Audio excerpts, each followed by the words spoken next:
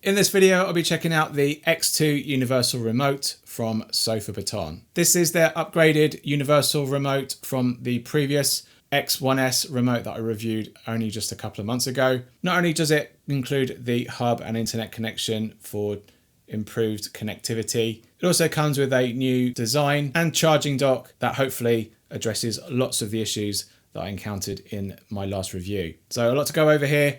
Let's check out what comes inside the box. Okay, so here's what you get inside the box. You get a quick start guide and a user manual.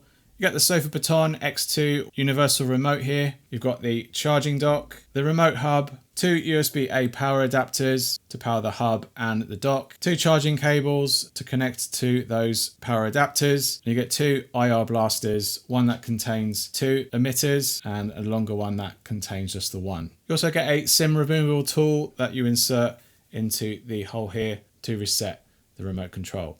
Okay, so looking over the remote then, it is a drastic improvement over the X1S. It is a lot more premium feeling. We have a zinc alloy material instead of just plastic with silicone buttons and a polycarbonate sort of leather finish on the back. This is a sticker that can be removed. Here we have a 12,000 milliamp hour battery. So I think that's a significant improvement over their other model, which seemed to last just over a month with casual use. So I think that was actually good to see. We'll see how well this performs alongside that. We do have a change of button layout. Those buttons that were at the top have now been brought down. So we've got a back button and favorites button as capacitive buttons on the bottom of the screen there. You've got your usual D-pad, and then you've got usual return, home and EPG buttons or menu, volume and program functions on the edges with guide, mute, play and pause, back and forth, DVR and exit.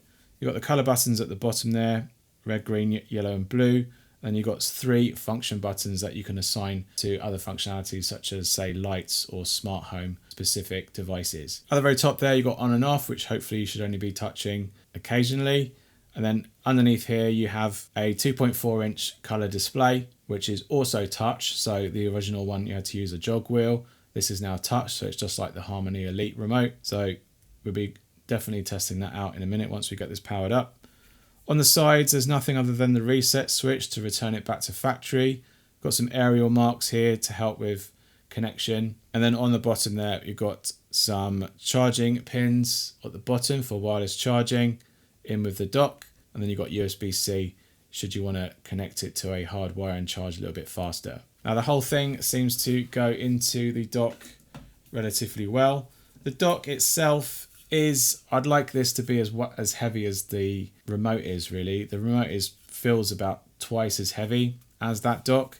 It does have some weight to it, but I think it would be better and the feel would be a little bit more premium if that was at least the same weight as the remote. The remote definitely will add that extra weight once it's in there, but it just feels a little bit less premium than the remote. So it would be nice if this was using the same zinc alloy as the remote does. And then you've got USB-C on the back there to power it, a slight rubber silicone mat at the bottom to prevent it from sliding around too much, and you've got a status indicator light there to tell you that it's being powered. And the hub is pretty much the same as the X1S hub, I believe. It's very much the same piano black plastic, which is very, very susceptible to scratches, so you really have to be careful if you have this front and center on your entertainment system. That's why it came with a lot of protective plastic all over it. Some rubber feet on the back. You can also mount it too on the back. You have a status indicator light and the IR sensor at the front there.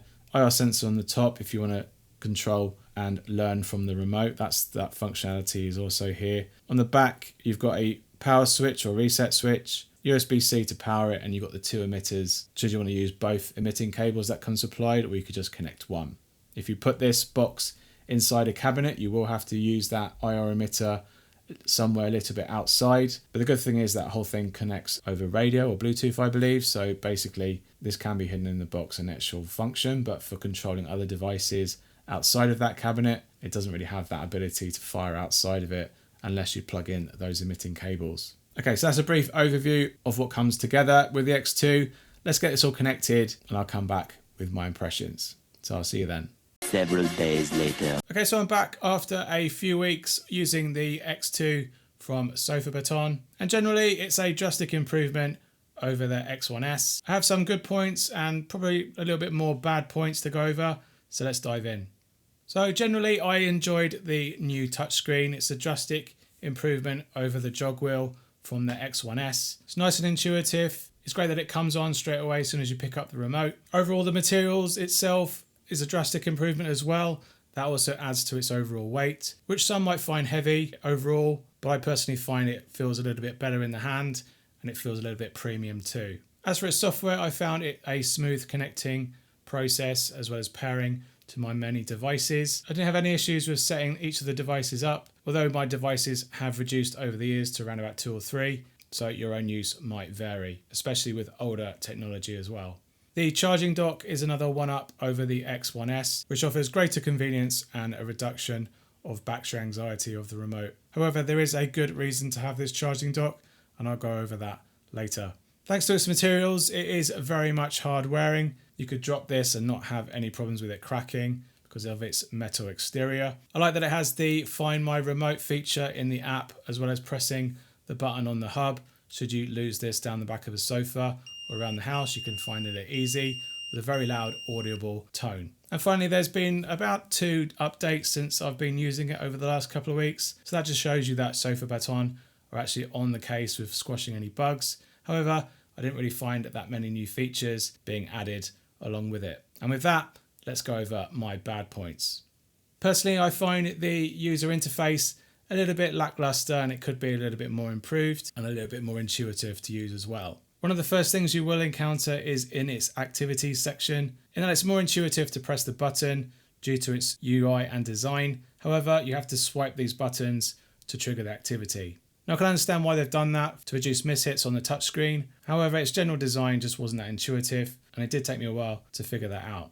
Its manual syncing process can take an absolute age to carry out. It does tell you to place the remote as close to the hub as possible, but I didn't really find that made any advantage to its speed, and it can fall over sometimes and completely not sync your remote at all. Case in point, I just recently sunk this remote, and you can see that the remote here in the activities section, I've completely lost all of my activities. So if you have broken that syncing process, it can completely wipe out your remote control and you have to completely wait and resync it all again. However, when you are adding functionalities on the fly using the app, then the syncing does take a little bit quicker, about 1 minute or so, and it does it on the fly as well once you've finished a particular point in the time of adding a new device or a new functionality.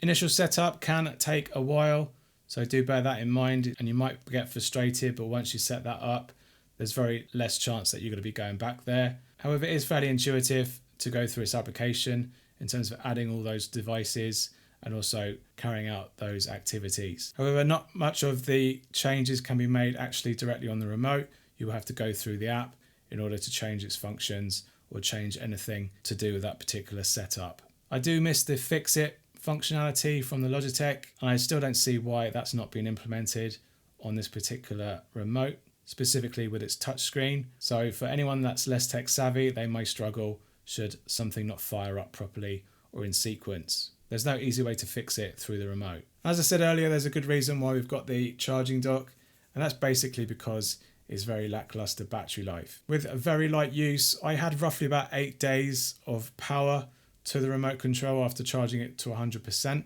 and that was with some very light use. Charging back up took around just under 2 hours, so that's not too bad. However, after the charge, I ran it for around about 13 days in total again before it's got to a very low amount of battery left, and probably will need charging over the next couple of days. So with just the general operation and that display, it really is eating on that 1200 mAh battery that's inside, which probably generally isn't enough for it. So with the charging dock, which it comes supplied, so that's a good thing, and you will need to keep this remote docked, most likely at all times, or at least placing it on charge roughly every week. So would this replace my Logitech Harmony Elite? Well, unfortunately, the Harmony Elite cannot be bought anymore, and it's getting harder and harder to get support or at least replacements online should you have any hardware issues with your current one. But here's a list of things that are a bit more of a deal breakers for me in swapping my Logitech Harmony Elite for the SofaBaton X2. Many universal remotes will not have this feature, so it's not something new or missing from its alternatives, and that is a voice mode or voice function. Now, if you have a streaming box like an Apple TV, Fire Stick or a Google Android TV box, you might be using the voice functionality for search, as I do very often, and not having that ability on this remote is an absolute deal breaker for me. This means that I would always have to have the remote control for that streaming box at hand, and that just defeats the purpose of having an all-in-one remote.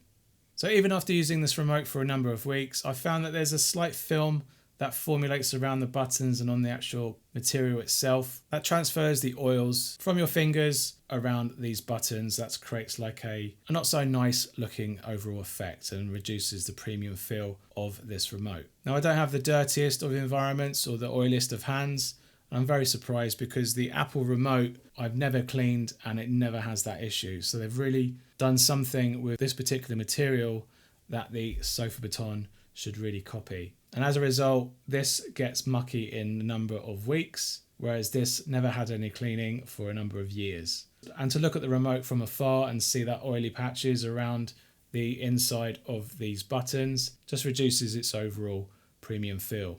Another issue I find versus the Logitech is that you have to move or press a button first to almost wake up the remote control, but at that same time it won't fire that control either. So as soon as that remote goes to sleep, you either have to pick it up to press a button, or if you have it sitting on a dining table and you push a button on the remote control, you have to press it to wake it and press it again to fire that function, which I find a little bit backwards. And I never had those issues with any other remote control that I've owned today. So you will likely find that you have to double press a number of functions in order to send it to that device. More specifically, this is quite common with Apple TV, which leads on to my next deal breaker, and that is its general Bluetooth speed. Using this remote with the Apple TV is like treading through treacle. The responsiveness of the button presses are so far delayed versus the actual Apple remote. It just makes it much more infuriating to use with an Apple TV remote specifically. Now, I think that's probably the Bluetooth protocol being used. I've tried both of them that are available. They do recommend Bluetooth LE. And I tried this and it doesn't speed up any differently, and it is very laggy for me, and it does make that a bit more of a deal breaker because my Apple TV is the main media hub for me. And although they have addressed the Philips Hue connection and two other smart home abilities, it's not really enough, and they do rely on the Home Assistant connection, which not everyone has. So unless you have a Home Assistant connection for all your home accessories, you are still limited and left out from any particular functionality. And then finally, on a TV sense, I don't like that there is no syncing of channel listing in your region that the Logitech came with. That was such a super convenient way to navigate channels whilst connected to your TV or an activity that involves TV. And setting up a macro to fire out numbers just isn't the same. And that alone stopped me from using this remote with my TV. So overall, a massive step forward over the X1S from SofaBaton, and a big evolutionary step forward with the X2.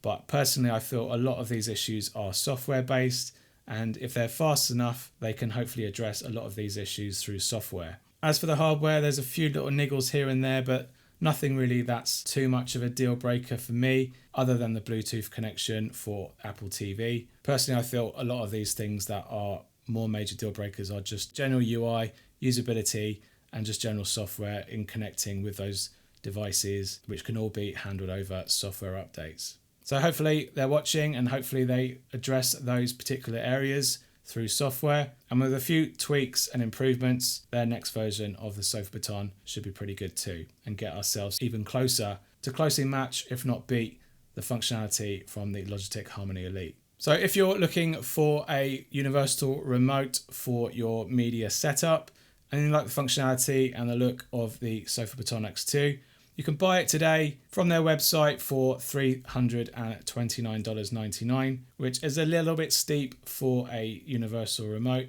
but there is a lot of things going on here that potentially warrants its price. Keep your eyes peeled on Amazon as well. I'm sure there'll be a lot more deals on there too. I'll put links down below to learn more about the X2 from SofaBaton. Support the channel and buy yourself one. All right, hope you found this video helpful. If it has, give us a big thumbs up and let me know in the comments down below if you have any questions about the SofaBaton X2. I try my best to answer them. If you like this content and you'd like to support me, you can do so by sending us a super thanks down below in YouTube. You can also hype this video to raise people's awareness of this channel on YouTube. You can check out my QR code up here to buy me a coffee, and you can support me there too. I really appreciate it. Thanks again for watching, and I'll see you on the next one. Cheers. Bye.